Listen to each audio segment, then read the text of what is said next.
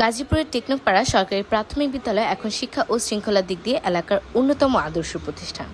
বিদ্যালয়ের প্রধান শিক্ষক জান্নাতুল ম্যাডামের আন্তরিক তত্ত্বাবধান ও কঠোর পরিশ্রমে স্কুলের পরিবেশ এসেছে বড় পরিবর্তন। তার নেতৃত্বে নিয়মিত ক্লাস, শিক্ষকদের উপস্থিতি ও শিক্ষার্থীদের পড়াশোনায় মনোযোগ বেড়েছে।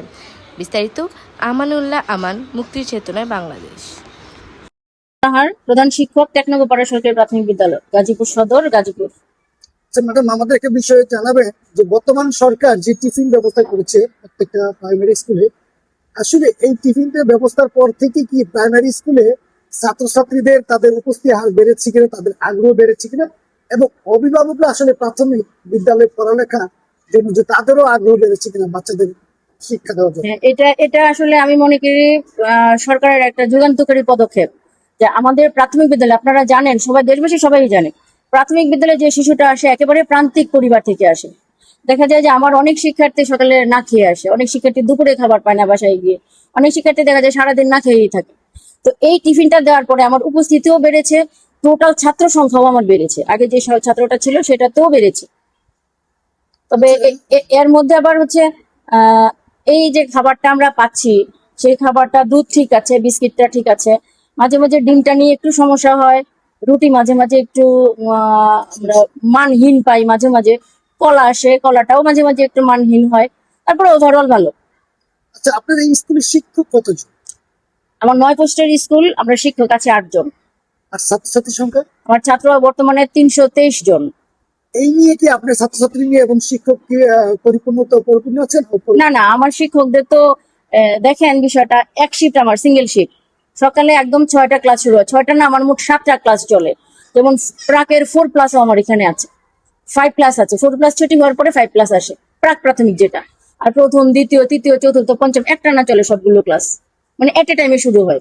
আমার যেহেতু শিক্ষক আমরা 8 জন, দেখা যায় যে এই সকাল 9টা 25 আমার ক্লাস শুরু, একটা পর্যন্ত 2জন শিক্ষক আছে, যে 4 পিরিয়ড ক্লাস, কোনো গ্যাপ নেই। কারণ আমার শিক্ষক সংকট, এই কারণে এই গ্যাপটা আমি দিতে পারছি না। একজন শিক্ষক, আর প্রথম পিরিয়ডের ক্লাসটা পুরো 1 ঘন্টা 60 মিনিট, দ্বিতীয় পিরিয়ডের ক্লাসটা 55 মিনিট, তৃতীয় পিরিয়ডের ক্লাসটা 50 মিনিট, চতুর্থ পিরিয়ডের ক্লাসটা 45 মিনিট। তো একজন শিক্ষক এই যে দেখেন 9টা 25 যখন শুরু করে, সে 1 ঘন্টা ক্লাস করছে, 55 মিনিটের ক্লাস করছে, 50 মিনিটের ক্লাস করছে, 45 মিনিটের ক্লাস করছে, একটা না। এটা কিন্তু খুবই অমানবিক, আমার খুব কষ্ট লাগে। আমি নিজে 2টা ক্লাস করাচ্ছি, second period, third period. First period নানা কাজে আমি ক্লাসে ঢুকতে পারি না, কারণ আমাকে দাপ্তরিক অনেক বিষয় দেখতে হয়। আবার হচ্ছে পরের দিক দিয়ে আমি আবার একটু ফ্রি থাকি লাঞ্চের পরে। কিন্তু আমার একটা পোস্ট আছে ফাঁকা শূন্য, আমার ওই ফাঁকা পোস্টটা হলেও আরেকজন টিচার হয়। এর ভিতরে দেখেন আমাদের শারীরিক অসুস্থতা থাকতে পারে, পারিবারিক সমস্যা থাকতে পারে। কোন একজন শিক্ষক যেদিন ছুটিতে যায়, সেদিন আমরা একদম সারাদিন একদম মানে কোনো বিরতিহীন একদম ক্লাস করতে হয়, খুব কষ্ট হয় আমাদের। মাদের সচেতন করতে পারছি, মা জানছে আমরা স্কুলে কি করছি, এই যে সকাল 9টা থেকে 4টা পর্যন্ত আমরা স্কুলে কি করছি। আমার গার্ডিয়ানদের সঙ্গে যদি আমি এঙ্গেজ না থাকবো, তখন কিন্তু আমার পড়ালেখাটাও আগাবে না, পড়ালেখার মানটাও আসবে না। আমার শিশুটা কোন জায়গাটা গ্যাপ, মা স্কুলে আসলে, মা সমাবেশে আসলে এই গ্যাপটা তার সঙ্গে আমি শেয়ার করতে পারছি, এবং প্রয়োজনীয় পদক্ষেপ গার্ডিয়ান নিতে পারছে। এবং আমার ম্যাক্সিমাম গার্ডিয়ানই কিন্তু হচ্ছে কর্মজীবী। আমার এটা হচ্ছে একটু গার্মেন্টস এরিয়া, অনেক মায়েরা দেখা যায় জব করে।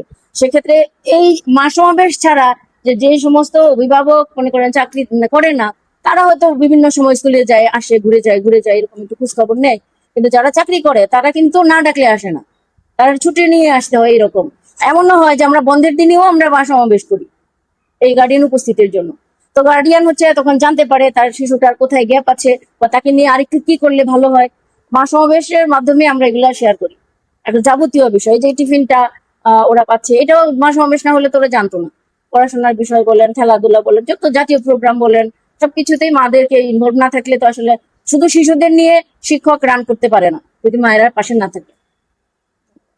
আসসালামু আলাইকুম, আমি এই পত্র বিদ্যালয়ের শিক্ষক জনাব মোহাম্মদ আসাদুজ্জামান মন্ডল। এবং প্রাথমিক বিদ্যালয়ে যে টিফিনের ব্যবস্থা করছে এই সরকার এই টিফিন ব্যবস্থা করাতে শিক্ষার্থীর উপস্থিতিটা বেড়েছে, জোরে পড়ে কমে গেছে। এবং এখন দেখা যাচ্ছে আমাদের প্রায় 95 থেকে 97% পর্যন্ত উপস্থিত হচ্ছে। আগে কিন্তু এটা হতো না, আগে দেখা যাচ্ছে 82 হতো। এবং এর ফলে গার্জিয়ানদের মধ্যে উদ্দীপনা বেড়েছে, এবং এই টিফিনের ফলে বাচ্চারা পুষ্টিগুণ পাচ্ছে। ডিম দিচ্ছে, প্রতিদিন ডিম দিচ্ছে, কোনোদিন কলা দিচ্ছে, রুটি এবং দুধ। এবং এই খাবারের মানগুলো মোটামুটি ভাবে ভালো। আমার নাম সারনা, আমাদের স্কুলের নাম টেকনোপাড়া সরকারি প্রাথমিক বিদ্যালয়। তোমরা কি টিফিন পাচ্ছ? হ্যাঁ, আচ্ছা, এই টিফিনটা দেওয়াতে তোমাদের কি কি সুবিধা হয়েছে জানাবো একটু? অনেক সুবিধা হয়েছে। কি কি বাসা বলো? থেকে টিফিন আনতে হয় না। আমার নাম ইয়াকুব হোসেন, তোমাদের স্কুলের নাম কি? টেকনোপাড়া সরকারি প্রাথমিক বিদ্যালয়। তোমাদের স্কুল থেকে কি টিফিন দেয়? আগে কি তোমরা বাসা থেকে আনতে, আর এখন কি স্কুল থেকে টিফিন দেয়? এখন স্কুল থেকে টিফিন দেয়, বাসা থেকে টিফিন আনতে হয় না। আর এখানকার শিক্ষকরা কেমন লেখাপড়া করে? এখানে শিক্ষকরা অনেক ভালো, আমাদের খুব আদর করে।